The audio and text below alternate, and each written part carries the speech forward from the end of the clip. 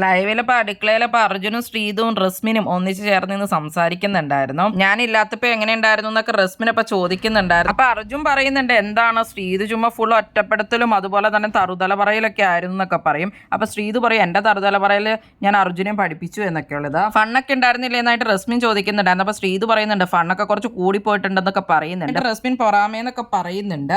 അപ്പൊ ഇവര് പറയാറുള്ള സംഭവങ്ങളൊക്കെ പറയാൻ തുടങ്ങുമ്പോഴത്തേക്കും അപ്പത്തേക്കും പിന്നെ റസ്മിനൊന്നും മിണ്ടുന്നില്ല. കാരണം പുറത്തെ കാര്യങ്ങളൊന്നും പറയരുതെന്ന് റസ്മിൻ ബിഗ് ബോസ് വാണിംഗ് കൊടുത്തിട്ടുണ്ടായിരുന്നു.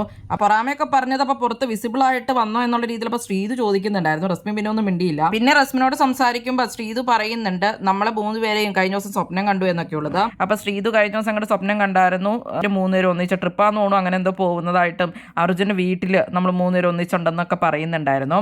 അപ്പൊ അങ്ങനെയൊക്കെ നടക്കട്ടെ എന്നൊക്കെ റസ്മിൻ പറയുന്നുണ്ട്. എന്തായാലും ട്രിപ്പ് പോകട്ടോ എന്ന് ആദ്യം റസ്മിൻ പറയുന്നുണ്ടായിരുന്നു. വീണ്ടും അതിനെപ്പറ്റി തന്നെയാണ് റസ്മിൻ പറയുന്നത്. എനിക്കതാണ് പുറത്തിറങ്ങിയിട്ട് നല്ല വണ്ടി വാങ്ങണം എന്നൊക്കെ അപ്പൊ അർജുൻ പറയുന്നുണ്ട്.